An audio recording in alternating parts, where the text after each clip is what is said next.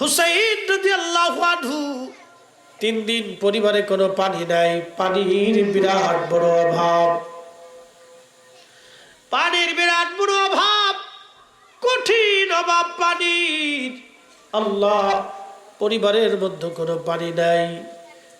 হযরত ইমাম হুসাইন রাদিয়াল্লাহু আনহুর স্ত্রী ছিলেন শাহরবানু।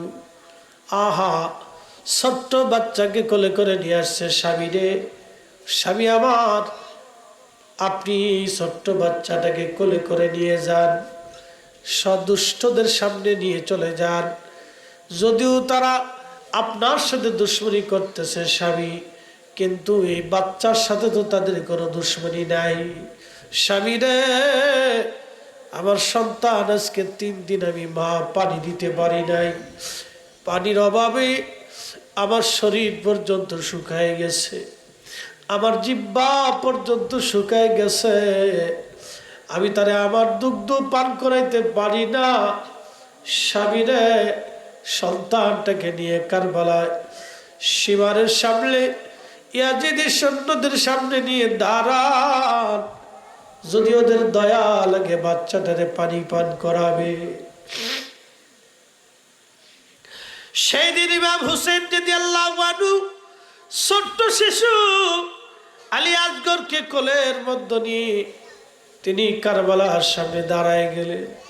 আহা, একটু কথা শুনে যান, যারা নানার উসিলায় আকাশ থেকে বৃষ্টি হয়, যা নানার উসিলায় ফোরাত নদী আজ প্রবাহিত হয়। পৃথিবীর 2টা নদী জান্নাত থেকে আসছে, একটা নদীর নাম ফোরাত, আর একটা নদীর নাম নীল নদ। 2টা নদ জান্নাত থেকে প্রবাহিত হয়ে আসছে। পৃথিবীর 2টা নদী আল্লাহ জান্নাত থেকে সরাসরি আল্লাহ পাঠিয়েছে। একবার জোরে বলা যাবে আল্লাহু আকবার। আহা, 2টা নদী জান্নাত থেকে আসছে। এই ফোরাত নদীর ইতিহাস আছে, ফোরাত নদীর আগামী দিনের ভয়াবহতাও আছে। আল্লাহ রাসূল বলেন, উম্মত রে, এই ফোরাত নদী শুকায় যাবে, যখন স্বর্ণের পাহাড় ভেসে উঠবে, তখন সারা পৃথিবীতে এই স্বর্ণকে কেন্দ্র করে মারামারি যুদ্ধ শুরু হবে। ওই যুদ্ধে 1 জন না 2 জন না, শতকরা 99 জন মানুষ মারা যাবে, 1 জন মাত্র মানুষ বেঁচে থাকবে। ফোরাত নদীকে কেন্দ্র করে একটা যুদ্ধ হবে সারা পৃথিবীতে। এই যুদ্ধে এমন মানুষ পর্যন্ত জড়িয়ে যাবে, সারা পৃথিবীর যুদ্ধে জড়িয়ে যাবে, শতকরা 1 জন মানুষ বেঁচে থাকবে, 99 জন মানুষ মারা যাবে। সেটা কিয়ামতের আগে ফোরাত নদী শুকায় আর স্বর্ণের পাহাড় ভেসে উঠবে। তার মানে ফোরাতের নিচে স্বর্ণের পাহাড় এখনো আছে, ফোরাতের নিচে স্বর্ণের খনি এখনো আছে। আহা, এই ফোরাত নদী জান্নাত থেকে প্রবাহিত হয়েছে, যার কারণে আজও পর্যন্ত এই ফোরাত নদী শুকায় নাই। লক্ষ লক্ষ বছর হায়াতে ফোরাত নদীর ছোট্ট একটু নদী পানি প্রবাহিত হয়ে যায়, কোনোদিন ওই নদী শুকায় না, একটা সেকেন্ডের জন্য শুকায় না। আর এই ফোরাত নদীর তীরে আওলাদের রাসূল হুসাইন রাদিয়াল্লাহু আনহু দাঁড়াইলেন 22,000 ইয়াজিদি সৈন্যদের সামনে দাঁড়াইয়া চোখের পানি ছেড়ে কান্দার বলে, ইয়াজিদ বাহিনী, তোমাদের দৃষ্টিতে আমি অপরাধী হতে পারি, কিন্তু আমার এই ছোট্ট শিশুটা তো কোনো অপরাধ করে নাই, একটু পানি দিবা, একটু পানি দিবি। আজকে বাবা হয়ে 3 দিন তার মুখে 1 ফোঁটা পানি দিতে পারি না। আমি বাবা হয়ে 3 দিন আমি আমার ছোট্ট কলিজার টুকরার মুখে পানি দিতে পারি নাই। সেই দিনের আকুতি মিনতি, যার নানা আসমানের দিকে তাকাইলে আল্লাহর আকাশ থেকে বৃষ্টি হইতো, যারা চাইলে ফোরাত নদীর পথ পরিবর্তন করিয়া আবার আল্লাহ হুসাইনের তাবুর দিকে নদী ঘোরায় দিত। কিন্তু আজকে তারা পানির আশা নিয়ে উম্মতের সামনে দাঁড়াইছে। এটা উম্মতের জন্য বিরাট বড় পরীক্ষা। আওলাদের রাসূল দ্বারা কাদার বলে, হুসাইন বলছি আমার এই ছোট্ট শিশুটাকে একটু পানি দাও। সেই দিন বেঈমানদের মনে মায়া লাগে নাই। দূর থেকে এক দুষ্ট সীমা ডাক দিয়ে বলল, অপেক্ষা করো, জনমের পানি পান করাইতেছি। এই কথা বলে একটা তীর নিক্ষেপ করে ইমাম হুসাইন রাদিয়াল্লাহু আনহুর কোলে ধরে রাখা ছোট্ট শিশুটার কলিজা বিদীর্ণ হয়ে গেল, গল গল করে রক্ত পড়তেছিল। হুসাইন রাদিয়াল্লাহু আনহু আল্লাহর আকাশের দিকে তাকায় কাঁদে আর বলে, রাব্বি, আপনি দেখছেন আমার আলী আসগর কোনো অপরাধ করে নাই, বিনা অপরাধে ওরা আমার সন্তানটাকে শহীদ করে দিল। আল্লাহ আল্লাহ, কিয়ামতের ময়দানে আমি হুসাইনের বিচার প্রার্থনা করি। সন্তানকে বুকে করে নিয়ে রক্ত মাখা অবস্থায় ইমাম হুসাইন তাবুর পাশে দাঁড়ায় ডাক দিছে, বিবিরে আয় আয়, আজকে এমন পানি পান করাইছি আমার আলী আসগর আর কোনোদিন পানির জন্য তোমার বিরক্ত করবে না রে বিবি। আমার সন্তান আর কোনোদিন কাঁদবে না, আর কোনোদিন তোমার কাছে পানি খাবার চাবে না রে বিবি। ইমাম জয়নুল আবেদিন বলতেছেন, দুনিয়ার মানুষ, কারবালায় বেঁচে যাওয়া একমাত্র পুরুষ সাক্ষী ছিলাম আমি। আমার আব্বা জানল, আমার আব্বা জানের কাছে আমার ছোট ভাই আলী আসগরকে কোলে তুলে ধরে দিয়ে দিলেন। সেই দিনের কান্না আল্লাহর আকাশের ফেরেশতারা কেঁদেছিল। আহা, বেঈমানদের মনে মায়া লাগে নাই। আরে ওই বুঝি রে যাই রে সোনা, কারবালার মাতম জারি। আরে ওই বুঝি রে যাই রে সোনা, কারবালার মাতম জারি। কান্দে ইমাম হুসাইন বিনয় করি,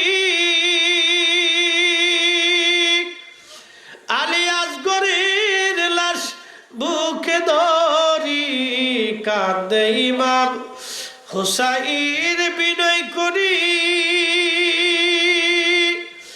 আলী আসগরের লাশ বুকে ধরি। এক ফোঁটা পানি দিল না ওরা, বুকেতে তীর দিল মারি। আরে এক ফোঁটা পানি দিল না ওরা, বুকেতে তীর দিল মারি। আর ওই বুঝি রে যাই রে সোনা, কারবালার মাতম জারি। সালাতুন ইয়া রাসূলুল্লাহ আলাইকুম, সালাতুন ইয়া রাসূলুল্লাহ আলাইকুম, সালামুন ইয়া হাবিবাল্লাহ। রাঙ্গুনিয়ার মুসলমান হযরত ইমাম হুসাইন রাদিয়াল্লাহু আনহুকে সেদিন পানি দেওয়া হয় নাই। তার পরিবার তৃষ্ণা অবস্থায় কঠিন কষ্ট নিয়ে ময়দানে দাঁড়ানো ছিলেন। একটা কথা মনে রাখবেন, সেই দিন তারা মাথা নত করেন নাই। ও নবীর উম্মত, নবীর আশিক, ভালো করে আজ শুনে যান, একটা সেকেন্ডের জন্য তারা মাথা নত করে নাই। হযরত ইমাম হুসাইন তাঁবুর ভিতরে ঢুকে বিবিদের কাছ থেকে বিদায় নিলেন, সন্তানদের কাছ থেকে বিদায় নিলেন। ছোট বোন জয়নব রাদিয়াল্লাহু আনহার সামনে দাঁড়াইলেন, বোন রে, আমার আব্বা জানের দেওয়া জুলফিকার তলোয়ারটা আমার হাতে দাও।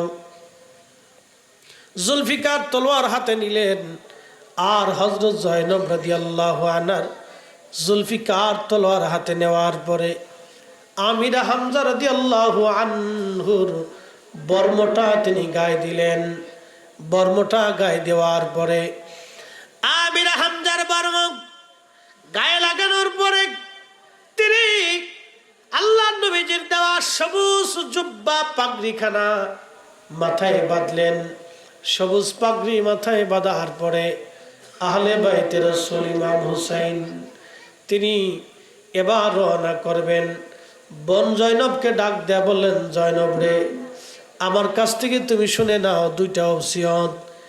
আমি শহীদ হয়ে যাব, ওরা আমাকে শহীদ করে দিবে, কিন্তু জয়নব রে, শহীদ হয়ে যাওয়ার পরে বোন রে, আমার লাশের সাথে ওরা অত্যাচার করবে, নির্যাতন করবে, জুলুম করবে। সাবধান, আমার সাকিনারে আমার লাশের পাশে যেতে দিও না। জয়নব রে, আমার শাহাদাতের পরে দুনিয়ার কোনো রাজা বাচ্চার কাছে ফায়সালা দেবা না। যদি কোনোদিন মদিনায় যাওয়ার সুযোগ হয়, জয়নব আমার নানা রওজা মুবারকের পাশে দাঁড়াইয়া আমার নানা রহমতের নবী রওজা মুবারকে আমাদের এই 3 দিনের কষ্টের কথাগুলি বলবি। জয়নব সাবধান, দুনিয়ার কোন রাজা বাচ্চার কাছে ফায়সালা টানতে যাবি না। একবার জোরে বলা যাবে কি আল্লাহু আকবার। রঙ্গনের মুসলমান হযরতে রাসূল কারীমের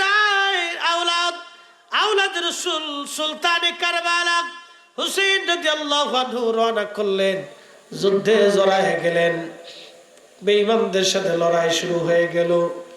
একটু চিন্তা করেন, 3 দিনই তৃষ্ণার্ত ক্ষুধার্ত তিনি, চোখের সামনে সন্তানরা শহীদ হইলেন, ক্লান্ত হন নাই, লড়াই চালাইতে লাগলেন। একাধারে লড়াই, যুদ্ধ করতে করতে 133টা তীর ওনার শরীর থেকে যাত্রা করলো। 121টা বর্ষার আঘাত, দুঃখিত, 33টা তলোয়ারের আঘাত ওনার শরীরকে ঝাঁঝরা করে দিল। 21টা বর্ষার আঘাত ওনার শরীরটাকে বিদ্ধ করলো। উনি পড়ে গেলেন। পড়ে যাওয়ার পরে গলার মধ্যে সীমার বসে, গলার মধ্যে তলোয়ার চেপে ধরছে। আহলে বাইত রাসূল তখনই ডাক দিয়ে বলতেছে, সীমার, আমি তোমাকে চিনছি, তুমি সেই কালো ডোরাকাটা কুকুর। আমার নানা 50 বছর আগে বলেছিলেন, হুসাইন, আমি স্বপ্ন দেখেছি একটা কালো ডোরাকাটা কুকুর তোমার রক্তের মধ্যে মুখ লাগাইছে। সীমার ছিল শ্বেত রোগী, তার শরীরে বিভিন্ন জায়গায় ছিল সাদা সাদা, কালা কালা শ্বেত রোগী ছিলেন। এই জন্য আল্লাহ নবী তাহলে কালো ডোরাকাটা কুকুরের সাথে তুলনা দিয়েছেন। সীমার রে, তুই সেই কালো ডোরাকাটা কুকুর আমাকে শহীদ করে দিবি আমি জানি, কিন্তু একটু সময় দিবি, মাত্র 2 রাকাত নামাজ আমি আদায় করে নেব। একবার জোরে বলা যাবে কি আল্লাহু আকবার। আমরা তারই নানার উম্মত, নামাজে আমাদের বিরাট বড় অনীহা।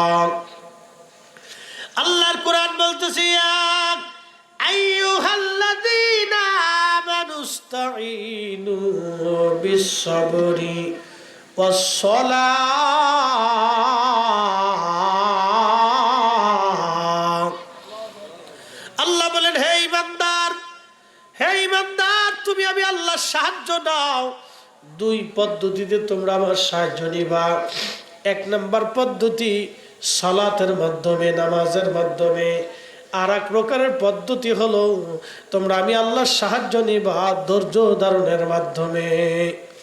ধৈর্য এবং সালাতের মাধ্যমে তোমরা আমি আল্লাহর সাহায্য নিবা। খুব মনোযোগ দিয়ে।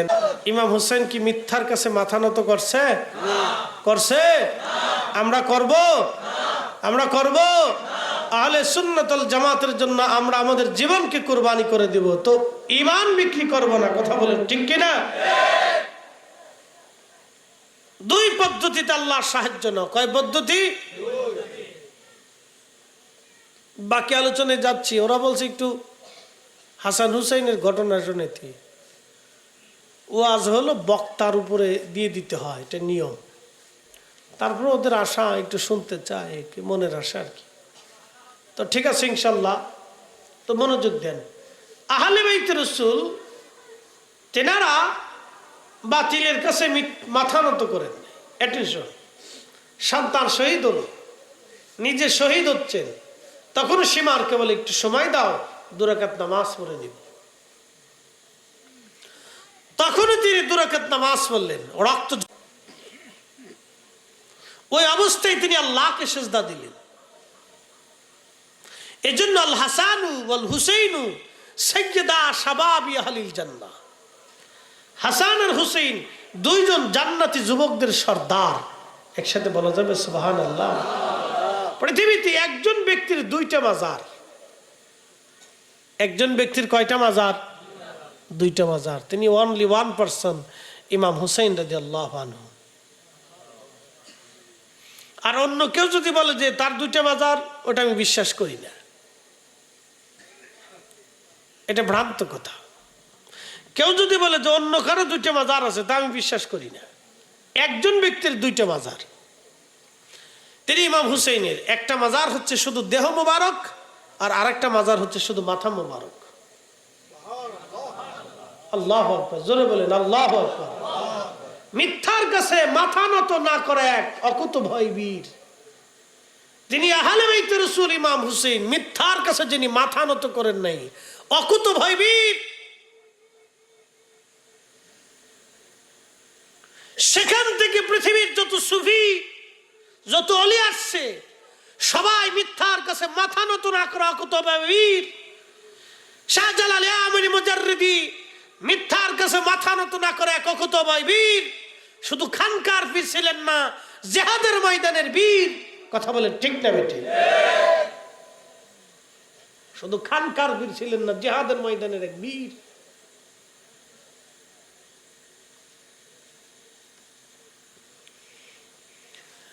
এ মুসলমান, খুব মনোযোগ দিয়ে, কষ্ট হচ্ছে আপনাদের? আওলাদে রাসূল ইমাম হুসাইনের 2টি মাজার।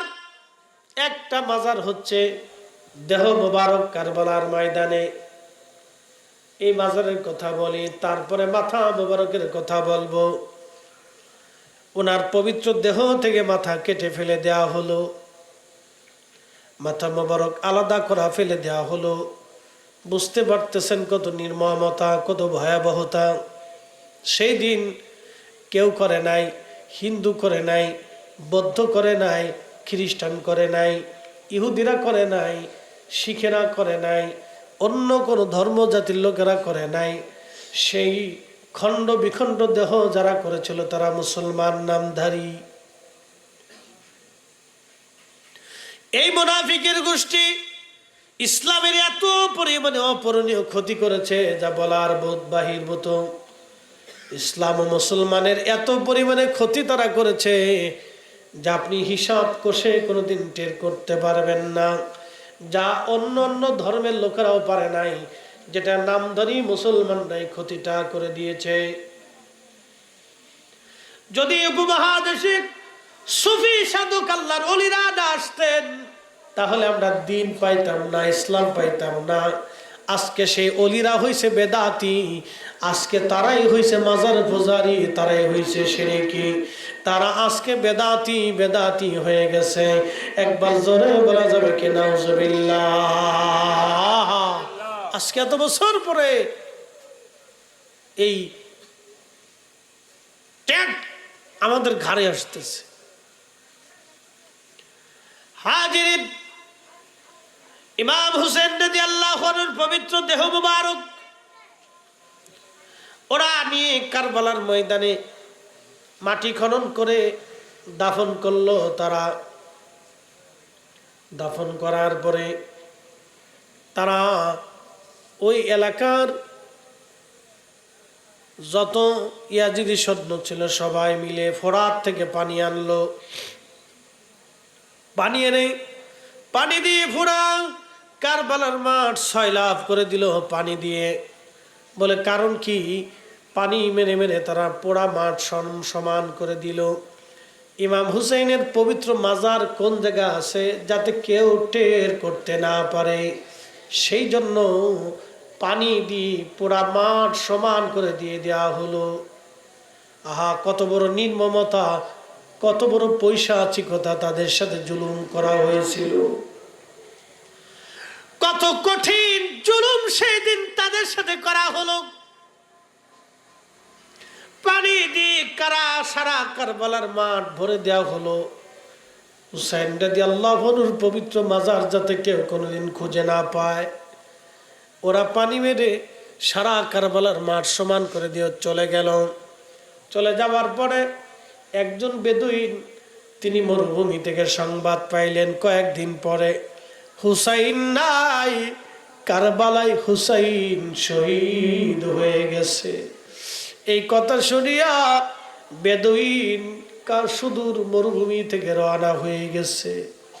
ভালো যে যারে ভালোবাসে তার কথা শুনলে সে আর ধৈর্য ধরতে পারে না।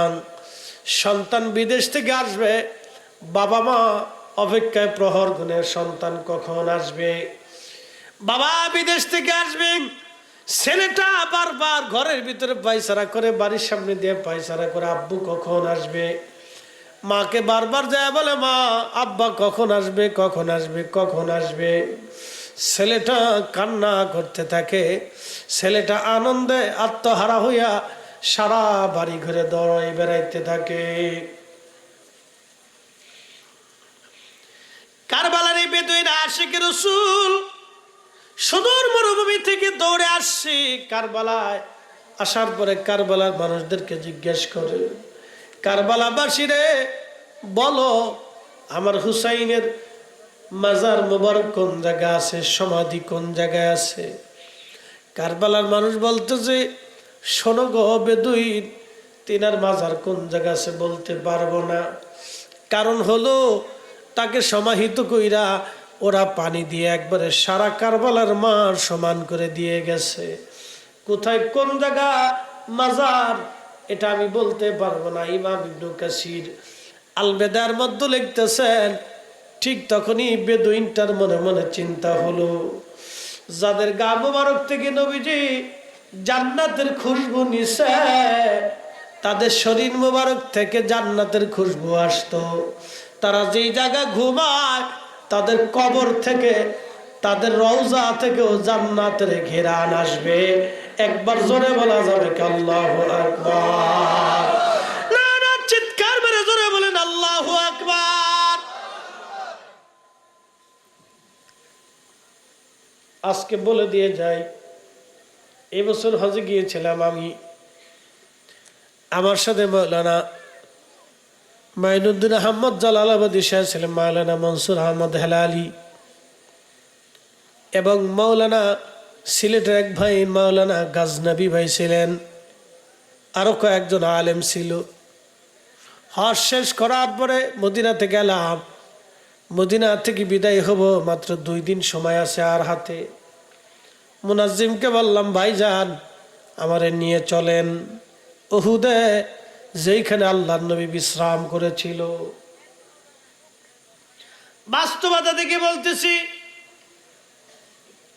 চিন্তা করলাম আগে তো আমরা করতে আসছি, মদিনাতে গেলাম যখন তখন উহুদে গেছি, দিনের ভাগে গেলাম, রাত্রি তো কখনো যাই নেই। রাঙ্গুনিয়ার মুসলমান, আমি একবারে বাস্তব থেকে বলতেছি, আমরা কয়েকজন আলেম, সাথে একজন জেনারেল মানুষ ছিলেন, আমার এক পীর ভাই ছিলেন সাথে, সবাই মিলে গেলাম উহুদে। উহুদে দেখবেন পাহাড়ের পাশে একটা ফাঁকা জায়গা। এই ফাঁকা জায়গাটায় আল্লাহর নবী আহত অবস্থায় বিশ্রাম নিয়েছিলেন। যেই স্থানে নবীজিকে আঘাত করে দন্ত মোবারক শহীদ করা হয়েছিল, মাথা মোবারক কেটে ফেলা হয়েছিল, ওই জায়গায় আল্লাহর নবী জোহর আর আসরের নামাজ আদায় করার পরে, আসরের নামাজের পরে কাফেররা আক্রমণ করছিল ওই জায়গায়। ওইখানে এখন একটা ছোট্ট মসজিদ করে রাখা হয়েছে,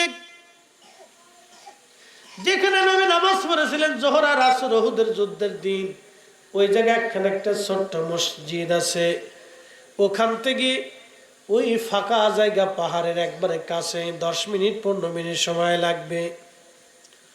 আল্লাহর নবী ওইখানে আহত হওয়ার পরে সাহাবীরা এবং ফেরেশতারা নবীজিকে ধরে নিয়ে ওই পাহাড়ের মাঝখানে ফাঁকা জায়গায় নিয়ে বিশ্রামে রাখলেন। আমি আমার যিনি হজের গাইড মুনাজ্জিমকে বললাম, ভাইজান রাত্রিবেলা যাব। তিনি বললেন চলেন রাত্রি যাই। তো এই বছরে ওই তার কাটা সহ ঘিরে রাখা ছিল, তার কাটাগুলি কেটে ফেলা দেওয়া হয়েছে। চিন্তা করলাম সুবর্ণ সুযোগ, রাত্রিবেলা পুলিশ থাকে না, আমরা গোপনে যাব। গোপনে আমরা 5-6 জন আলেম ওলামা সহ গেলাম।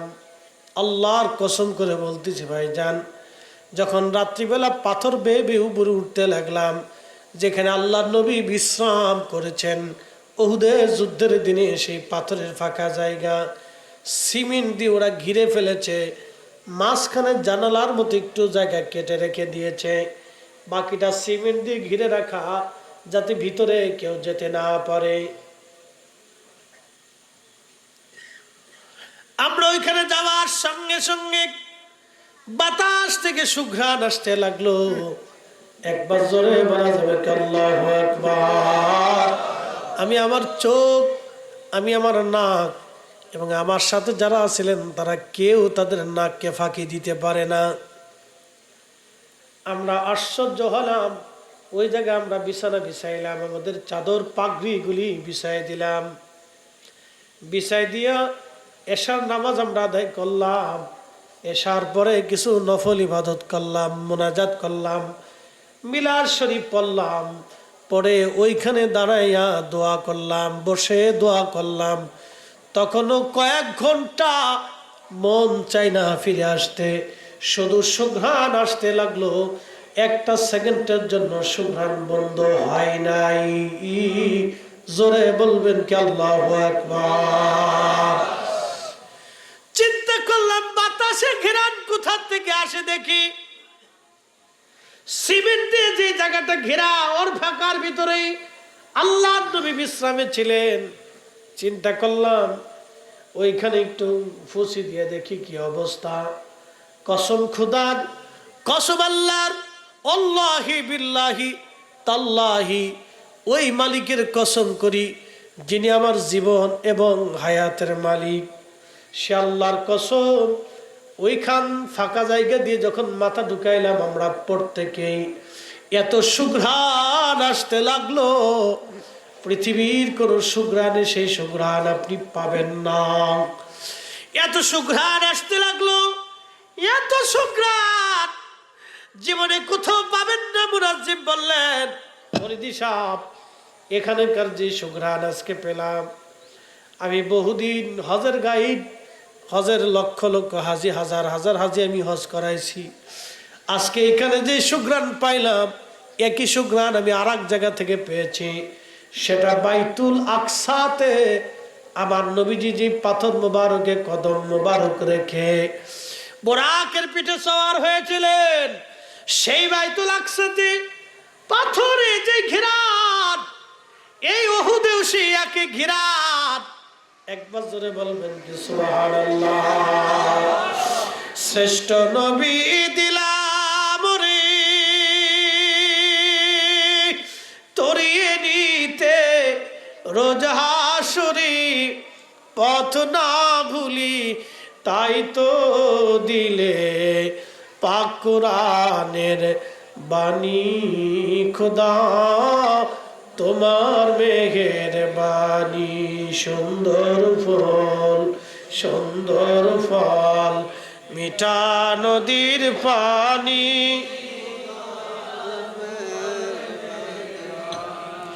খোদা তোমার মেহেরবানি। সেই সুঘ্রাণ 1450 বছর পরে এখনো আসে। একসাথে বলবেন না আল্লাহু আকবার। আমার বাস্তবতা থেকে বলতেছি, আমি দিনে গেছি কিন্তু সুঘ্রাণ পাইনি। ওই হজে আমি দিনেও গেছি, এবছর হজে আমি দিনেও গেছি। দিনে আমি আর একজন প্রিন্সিপাল সাহেব গেছিলাম, সিলেট বিশ্বনাথ আলিয়ার প্রিন্সিপাল মহোদয়, উনি আর আমি আরো কয়েকজন একসাথে দিনে গেছিলাম। প্রিন্সিপাল সাহেব আর আমরা একসাথে, ফেন্সুগঞ্জ আলিয়ার ভাইস প্রিন্সিপাল আর বিশ্বনাথের প্রিন্সিপাল আমরা একসাথে ছিলাম হজে, এক রুমে সবসময় থাকছি। মদিনাতেও মক্কাতে একসাথে হজ করছি। তো প্রিন্সিপাল মহোদয় এবং আমি একসাথে দুইজন গেছি, কিন্তু দিনে সুঘ্রাণ পাইনি।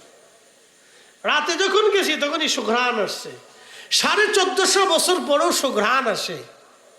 আমার রসুলের সুঘ্রাণ 1450 বছর পরেও আসে। একসাথে বলবেন আল্লাহু আকবার। আহা, যদি আমরা বুঝতাম। তো ওই বেদুইনের চিন্তা, যার শরীর মোবারক থেকে নবীজি জান্নাতের গান নিতেন, তো তিনি শহীদ হয়েছেন যে মাটিতে, অবশ্যই সেই মাটির থেকে সুঘ্রাণ আসবে। তো সে কারবালা থেকে বিভিন্ন জায়গা থেকে সুঘ্রাণ নিচ্ছে মাটির। নিতে নিতে নিতে নিতে ইমাম হুসেইন রাদিয়াল্লাহু আনহুর পবিত্র বারগাহ মাজার মোবারক যেখানে আসছে, ওখান থেকে মাটি নেওয়ার সাথে সাথে দেখতেছে মাটির ভিতর থেকে আল্লাহর বেহেশতের ঘেরান আসতেছে। ইমাম ইবনে কাসির আল বিদায়াতে লিখছেন, সেই ঘ্রাণ তিনি পুরা রওজা শরীফ সুলতানে কারবালা হুসেইন রাদিয়াল্লাহু আনহুকে যেখানে সমাহিত করা হলো, পোড়া মাটি থেকে উনি সুঘ্রাণ নিলেন, সেখানে তিনি কবর চিহ্নিত করলেন। একটা কবর মোবারক, রওজা মোবারক হুসেইন রাদিয়াল্লাহু আনহুর এখনো আছে। মাথা নিয়ে গেল ওরা, মাথা মোবারক ওরা কেটে নিয়ে গেল। প্রথমে নিল কুফাতে, কুফার মসজিদের ভিতরে নিয়ে ওবায়দুল্লাহ ইবনে জিয়াদ সে মিম্বরে বসার হুসেইন রাদিয়াল্লাহু আনহুর পবিত্র মাথা মোবারক রাখছে তার সামনে পায়ের কাছে। আহা, সে মসজিদে বসে ভাষণ দিচ্ছে, হে মুসলমান, আমিরুল মুমিনিন ইয়াজিদের বিজয় আল্লাহ দিয়েছে, মিথ্যাবাদী হুসাইনের পরাজয় আল্লাহ দিয়েছে, নাউজুবিল্লাহি মিন যালিক। আহা, সেই দিন হাজার হাজার মুসলমান মসজিদে বসা ছিল, একটা মুসলমানও প্রতিবাদ করে নাই, সবাই চুপ ছিল। মসজিদের এক কোনায় একজন মুসলিম, তিনার নাম হযরত আব্দুল্লাহ ইবনে আফিফ রাদিয়াল্লাহু আনহু। তিনি অন্ধ ছিলেন, চোখে দেখতেন না। মসজিদের কোনায় দীর্ঘ সময় বসে বসে তিনি ইবাদতে কাটাইতেন। মসজিদের কোনাতে তিনি দাঁড়ায় গেলেন, ধমক দেয়া বলতেছে, এই মারজানার ছেলে, এই মারজানার সন্তান, আমি ইবনে আফিফ যদি আজ অন্ধ না হতাম, তোকে এই মসজিদের মধ্যে হত্যা করতাম। আবার রসুলের আওলাদকে তুমি মিথ্যাবাদী বানিয়েছ, আর দুশমনের রসুলকে আমিরুল মুমিনিন বানিয়েছ। সেই দিন হুসাইন রাদিয়াল্লাহু আনহুর পক্ষে কথা বলার জন্য এই আশিকের রসুলকে মসজিদ থেকে বের করে নিয়ে জবাই করা হয়েছিল।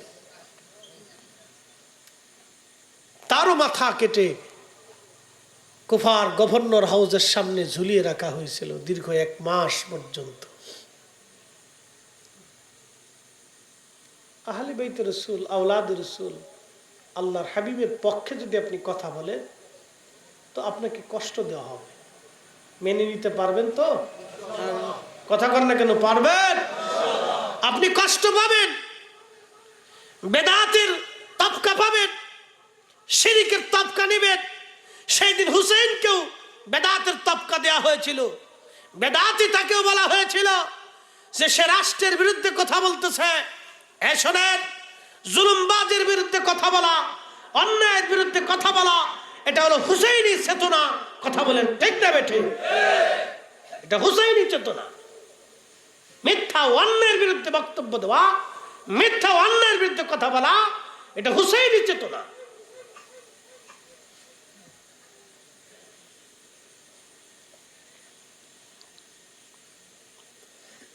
প্রিয় উপস্থিতি, আহলে বাইতের রাসূল হুসাইন রাদিয়াল্লাহু আনহুর পবিত্র মাথা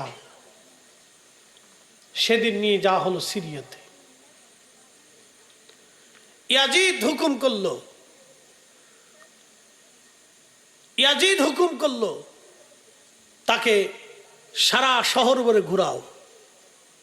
পবিত্র মাথা মোবারক বর্ষার আগায় বিধেইয়া সারা শহর দিয়ে ঘুরানো হচ্ছে। আহা, কি বুঝলেন আপনি? সবাই কি দুশমন রসুল ছিল? না, আশিক রসুলরা রাস্তার পাশে দাঁড়ায়া দাঁড়ায়া আহলে বাইতে রসুলের পবিত্র নুরানি চেহারা এক নজর দেখার জন্য তারা অপেক্ষায় দাঁড়ানো ছিল, চোখের পানি ফেলে ফেলে কাঁদতেছিল। একজন আশিক রসুল ওই পবিত্র মস্তকের পাশে দাঁড়ায়া তিনি কোরআনের তেলাওয়াত করলেন, আম হাসিবতা আন্না আসহাবাল কাহফি ওয়ার রাকিমি কানু মিন আয়াতিনা আযাবা।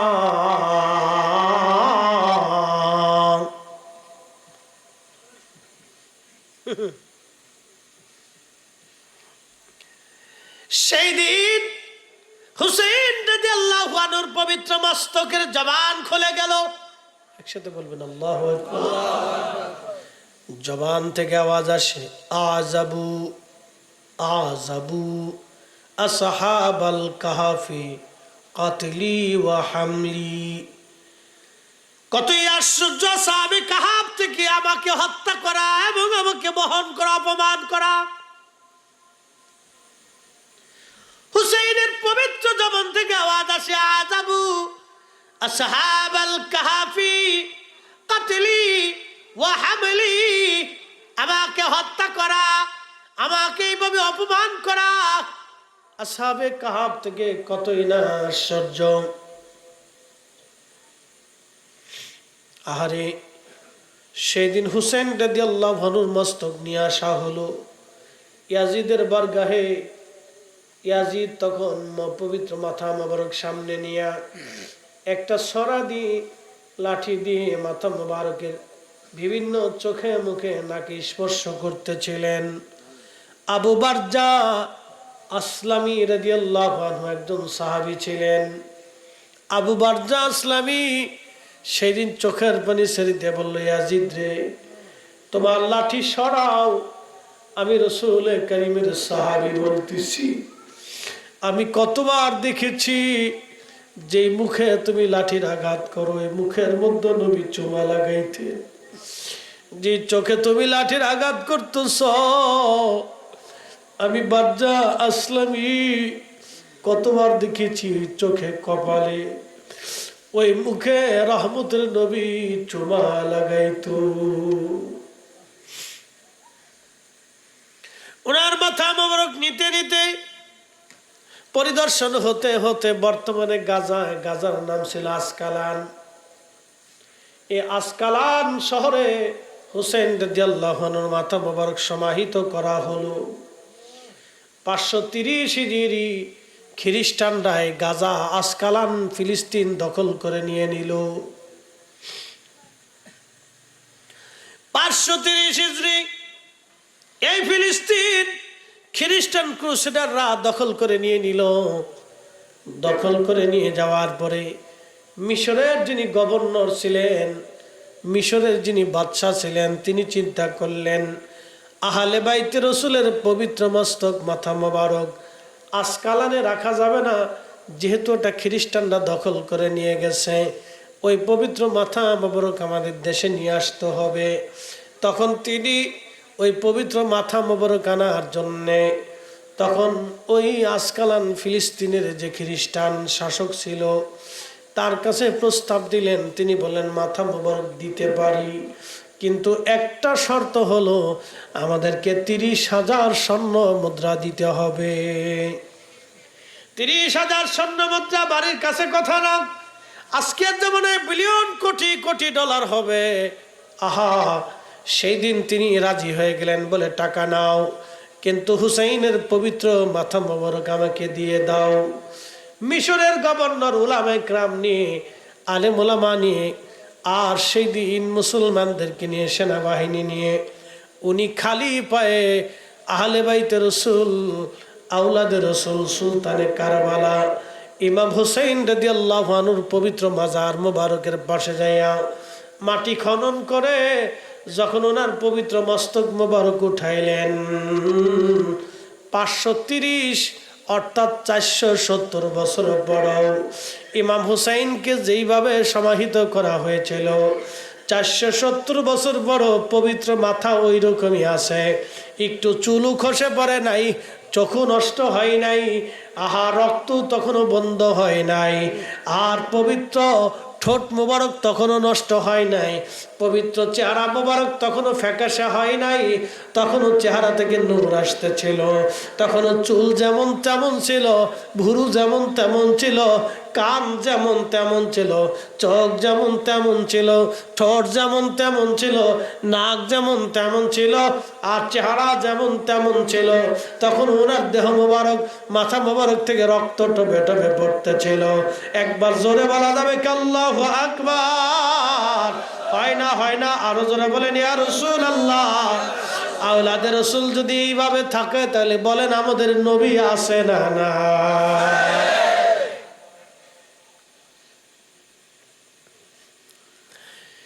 সেই পবিত্র মাথা মোবারক মিশরের বাচ্চা খুব সম্মানের সাথে আলে সম্মর্যাদা দিক বর্তমান মিশর আল আজহার বিশ্ববিদ্যালয়ের সামনে পাশে তাকে সমাহিত করা হলো। মিশর আল আজহার বিশ্ববিদ্যালয়ের পাশেই তাকে আর সমাহিত করা হলো। 2টা মাজার পৃথিবীতে, আর একটা পবিত্র দেহ মোবারকের মাজার, আর একটা মাজার পবিত্র মাথা মোবারকের মাজার। 2 জায়গায় কোটি কোটি মুসলমান জিয়ারতে যায়। তাহলে বলেন হুসাইনের পরাজয় হয়েছে না ইয়াজিদের? হুসাইন পরাজিত হয় নাই। ইমাম হুসাইন কিয়ামত পর্যন্ত স্মরণে বরণে হৃদয়ে হৃদয়ে মুসলিমদের হৃদয়ে হৃদয়ে থাকবে, আর কিয়ামত পর্যন্ত মুসলমানদের হৃদয়ে ইয়াজিদ ঘৃণার পাত্র হয়ে থাকবে। কথা বলেন ঠিক কিনা?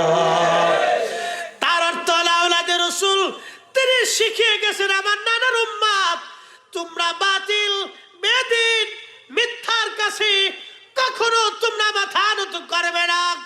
রাঙ্গুনিয়ার সুন্নি মুসলমান আজকে আমরা বুঝে যাবো এখান থেকে, আমরাও কোনোদিন আহলে সুন্নাতুল জামাতের ব্যানারে আমরাও কোনোদিন মিথ্যার কাছে মাথা নত করব না। কথা বলেন ঠিক না বেঠে? বুঝতে কি কোনো অসুবিধা হলো? ইতিহাস জানার খুব প্রয়োজন। কোরআন বলেন ওয়ালা তাকুলু লিমান ইয়াকতালু ফি সাবিলিল্লাহি আমওয়াত, যারা আল্লাহর পথে জীবন দেয় নবী গো তাদেরকে মরা বলতে বলবেন না। উম্মতকে শিখিয়ে দেন যারা আল্লাহর পথে জীবন দেয় তারা মরা না। বাল আহইয়াউন ইনদা রাব্বিহিম বাল আহইয়াউ ওয়ালাকিন লা তাশউরুন, বরং তারা জিন্দা জিন্দা জিন্দা, তোমরা সেটা অনুধাবন করো না, বুঝতে পারো না। বাল আহইয়া, তারা জিন্দা। আমার রাসূল জিন্দা না মুর্দা? কথা কর না কেন? আসেনি কোরআনের এই ফয়সালা যে বাল আহইয়া, তারা জিন্দা। একসাথে বলেন তারা কি? জিন্দা। জোরে বলেন তারা কি? জিন্দা। আমার ফয়সালা না আল্লাহর? বাল আহইয়া, তারা জিন্দা। তা আমার রাসূল কি? কথা কর না, রাসূল কি? কোরআন ফয়সালা দিচ্ছে, আমাদের আর ফয়সালার দরকার নেই। বাল আহইয়া, তারা জিন্দা। এই যে তারা জিন্দা, 1450 বছর আগে কোরআন বলল, 470 বছর পরে সেটা বাস্তবে প্রমাণ হলো ইমাম হোসেনকে দিয়ে। 470 বছর পরেও মাটির ভিতরে ফিলিস্তিনের আসকালানে, বর্তমানে গাজাতে ইমাম হুসেন রাদিয়াল্লাহু আনহু সেম ওই মাথা মোবারক, চেহারা মোবারক, চুল মোবারক ওই রকমই পাওয়া গেল। একটু আস্তে হয়ে গেল না? সুবহানাল্লাহ। পৃথিবীতে এরকম আছে সহজে পাবেন? পাবেন না। এখনো মিশরের আল আজহার বিশ্ববিদ্যালয়ের পাশে তাকে সমাহিত করা হয়েছে। কোটি কোটি মুসলমান তার জিয়ারত করতে যায় সারা পৃথিবী থেকে। কারবালাতে যায়, মিশরে যায়, শুধু একটু ফুয়ুজুত হাসিলের জন্য।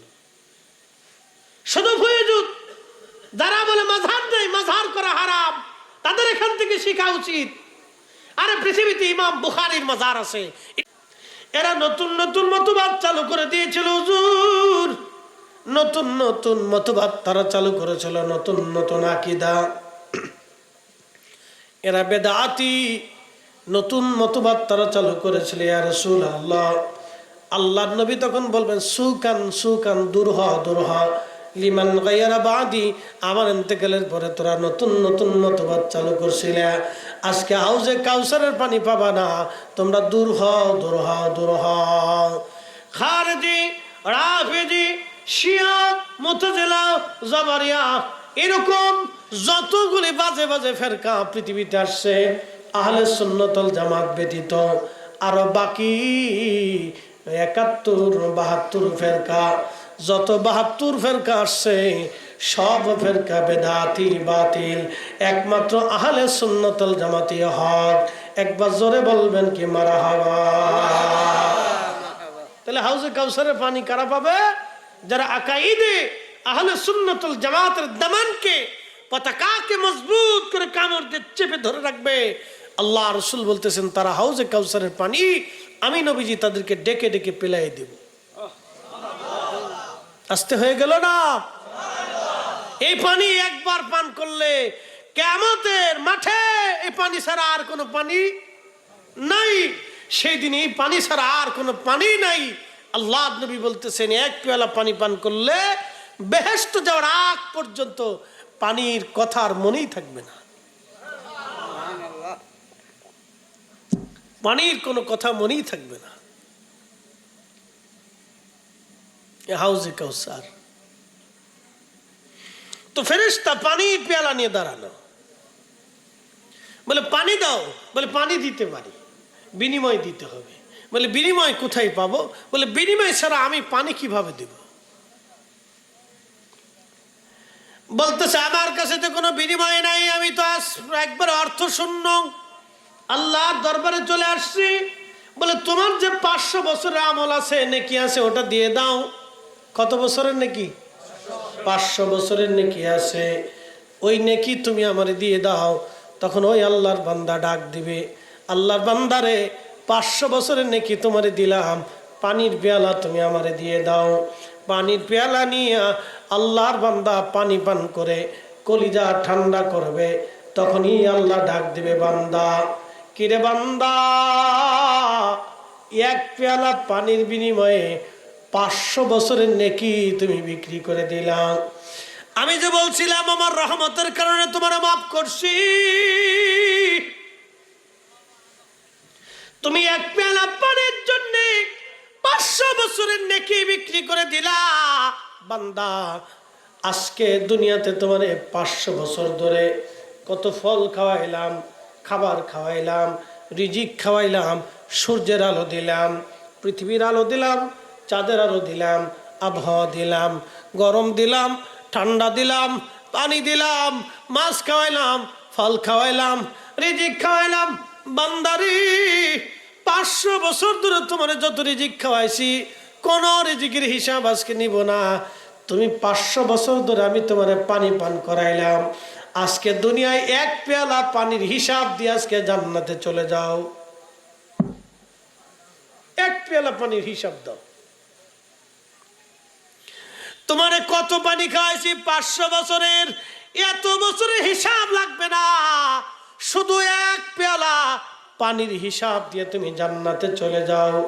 বান্দা সেজদায় পড়ে তখন কাঁদতেছিল, ইয়া রাব্বি, আপনি আমারে মাফ করে দেন, বুঝছি আমল নেকি দিয়ে জান্নাতে যাওয়ার কোনো রাস্তা নাই। আল্লাহ, আপনার রহমত ছাড়া সম্ভব না। মালিক, আপনার রহমতের কারণে আল্লাহ আপনি আমারে মাফ করে দিছেন। আমরাও চাই আল্লাহ তার পেয়ারা নবী রহমতের নবীর খাতিরে আল্লাহ আমরারও যেন মাফ করে দেয়। তাহলে আজকের মিলাদুন নবীর মাহফিল ওই রহমতের নবীর কারণে সাজানো হয়েছে। কি কথা কর না কেন, ঠিক কিনা?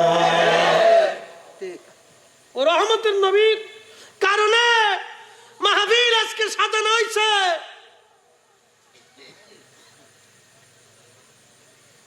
ওই রহমতের নবীর কারণে মাহফিল সাজানো হয়েছে। আপনার কাছে খারাপ লাগতেই পারে, কিচ্ছু আসে যায় না, তবে হাসরের মাঠ বড় ভয়াবহ।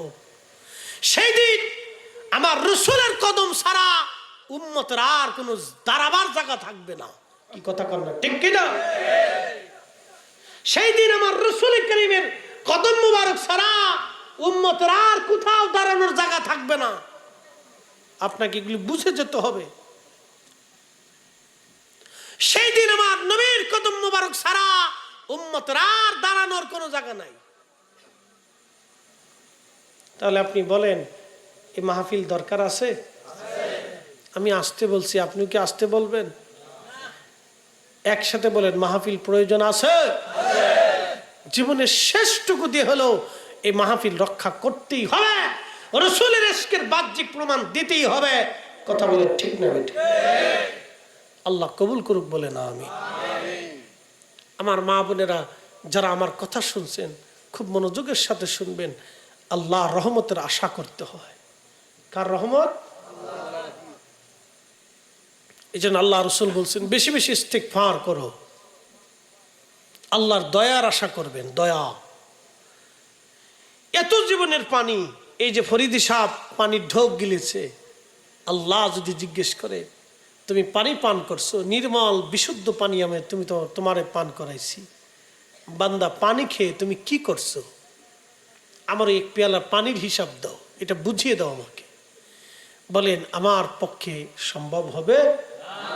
আপনার পক্ষে সম্ভব হবে? জীবনের 60 বছর পর্যন্ত আল্লাহ কত রিজিক খাওয়াইলেন।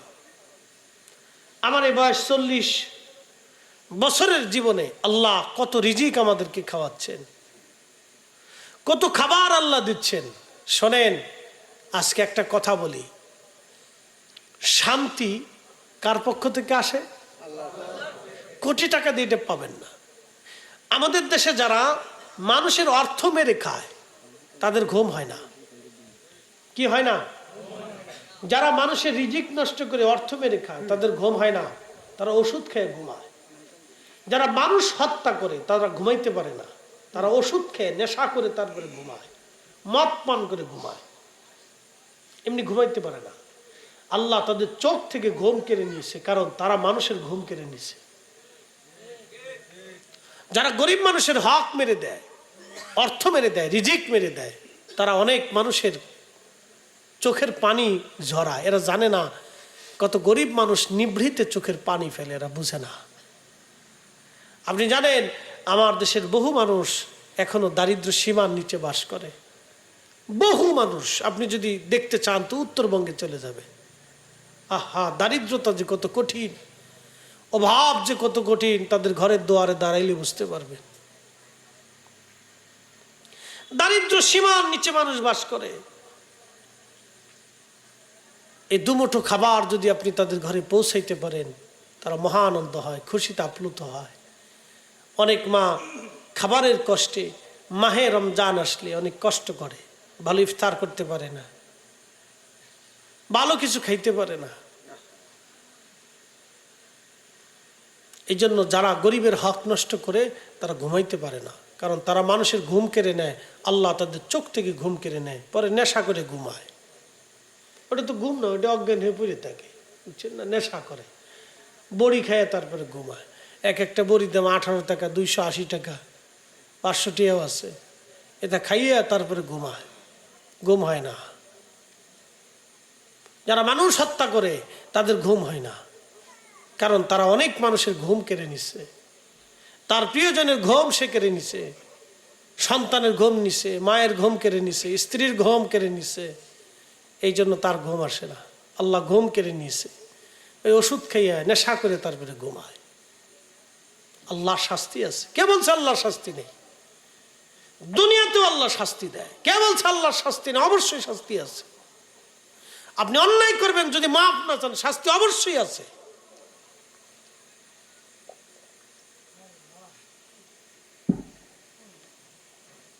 এই জন্য দুনিয়ার থেকে আল্লাহ আমাদেরকে যে হালত দিছে এটা শুকরিয়া আদায় করতে হবে। যতটুকুন পরিমাণ অর্থ রিজিক দিছে শুকরিয়া আদায় করবেন। যা আল্লাহর সামনে পাবেন খাবেন আলহামদুলিল্লাহ বলে সন্তুষ্ট চিত্তে খাবেন, মনের আনন্দ নিয়ে খাবেন যে আল্লাহ তুমি আমার এই খাবারটা দিছো, আমার চেয়ে তো কত মানুষ চেয়ে আল্লাহ তুমি না খাইও রাখছো। কি কথা ঠিক কিনা? তুমি আমার দিছো, শুকরিয়ার সাথে খেয়ে ফেলবেন। খাবারে খুদ ধরবেন না। অন্য কেউ খাবার দিলে তার প্রশংসা করবেন, তার খাবারে খুদ ধরবেন না। অনেক সময় দেখা যায় বিয়েতে বা অনুষ্ঠানে দাওয়াত দিলে খাবার কমতি পড়লে অনেকে বেজার হয়, ঠিক আছে না? তো খাবার দিতে পারবি না, দাওয়াত দিছিস কেন? বেজার হয়ে যায়, রাগারাগি করে, ছাটাপাটা করে। বাংলাদেশ এমন এক আজগুবি দেশ, বিয়ের খাবার নিয়ে মারামারি করে মার্ডার হয়। হ্যাঁ, ব্রাহ্মণবাড়িয়া থেকে কয়েক মাস আগে হয়েছে, আর জামালপুরি হয়েছে। তা আমি মনে করি বিয়ের বাড়িতে খাবার নিয়ে যারা মারামারি করে মার্ডার করে, ওদের খাওয়ানো চাইতে কুত্তা খাওয়ানো বালা।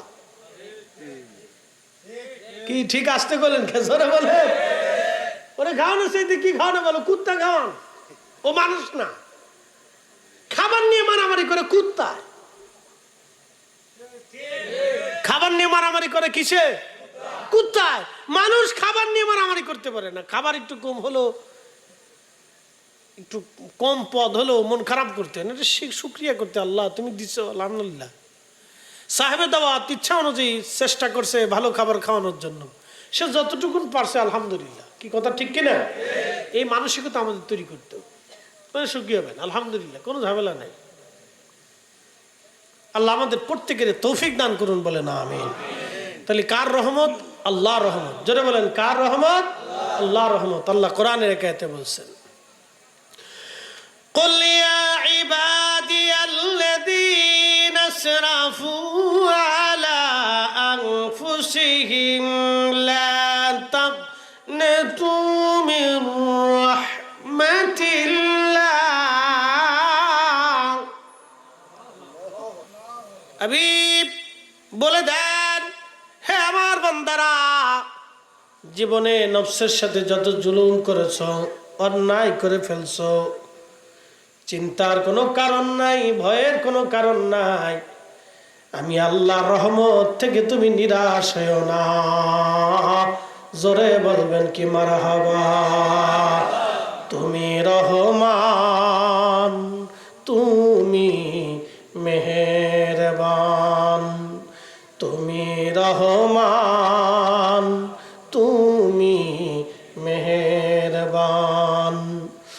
অন্ধ গাহে না শুধু তোমারি গুণগান, অন্ধ গাহে না শুধু তোমারি গুণগান। বুঝেও বুঝে না তবু শান, তুমি রহমান, তুমি মেহেরবান।